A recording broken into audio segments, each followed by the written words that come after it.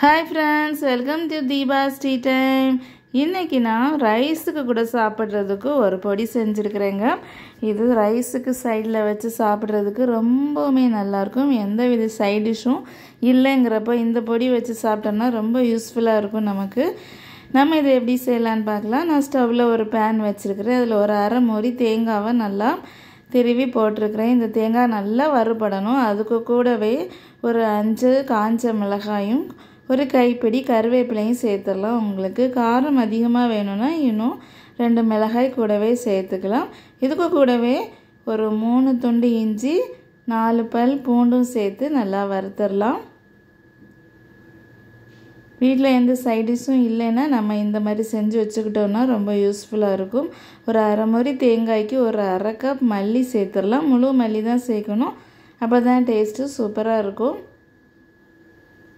எந்த விதமான காய் கூட்டு எதுவும் நம்ம செய்ய முடியலை அப்படின்னா இந்த ஒரு பொடி இருந்தால் போதுங்க. நம்ம சாப்பிட்றலாம். ஒரு ஸ்பூன் பெப்பரும் சேர்த்து நல்லா வறுத்துடலாம். பாருங்கள், நல்லா செவக்க வறுத்தாச்சு. ரொம்ப கரிஞ்சு போயிடக்கூடாது. இது ரொம்ப நாள் நம்ம ஸ்டோர் பண்ணி வச்சுக்க போகிறோம். அதனால் தேங்காயெல்லாம் நல்லா வறுபடணும்.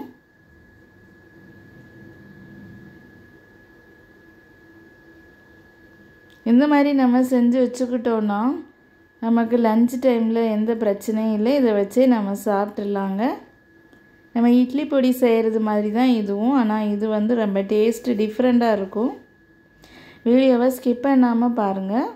இப்போ நல்லா வறுபட்டுருச்சு பாருங்கள். எல்லா விதமான ரைஸுக்கும் நம்ம சைடில் வச்சு சாப்பிட்டுக்கலாம். இது ரொம்பவுமே தீஞ்சு போயிடக்கூடாது. அதுக்கு முன்னாடி நம்ம எடுத்துடணும். இதில் கொஞ்சமாக நம்ம புளியும் சேர்த்துடலாம். இந்த புளி நல்லா வறுபடுறது வரைக்கும் அப்படியே இருக்கட்டும். இது என்னென்னா லெமன் லீஃபுங்க. இது எலுமிச்சை மரத்தில் உள்ள இந்த இலை தான் இது. இது ஒரு 4 இலை நம்ம பிச்சு போடணும். அதோட அரோமா ரொம்பவுமே சூப்பராக இருக்கும். நார்த்தங்காய் இலை கூட நம்ம போடலாம். நார்த்தங்காய் இலை இல்லைன்னா எலுமிச்சம்பழம் மரத்தோட இலையை நம்ம போடலாம். போட்டுட்டு நல்லா நம்ம வறுத்துடலாம். ஸ்டவ் ரொம்பவுமே சிம்மில் தான் இருக்குது. தேவையான அளவு உப்பும் சேர்த்துடலாம். இந்த புளியும் நம்ம லெமன் லீஃபும் லாஸ்ட்டாக சேர்த்துக்கிறது தான் நல்லது. ஃபஸ்ட்டே சேர்க்க வேண்டாம். இந்த பாருங்கள், நல்லா நம்ம அந்த லீஃபு அப்படி பொடிச்சா பொடியணும். அந்த அளவுக்கு ஆனதுமே நம்ம ஸ்டவ்வை ஆஃப் பண்ணிடலாம். இதோட டேஸ்ட்டுக்கு காரணமே இந்த லீஃப் தான். இந்த லீஃப் போடுறதுனால ஒரு நல்ல அரோமா இருக்கும். இது நம்ம நல்லா மிக்சியில் போட்டு நல்லா பவுட்ரு பண்ணி எடுத்துகிட்டு வந்தாச்சு. ஆறுனதுக்கப்புறம் தான் பவுட்ரு பண்ணணும்.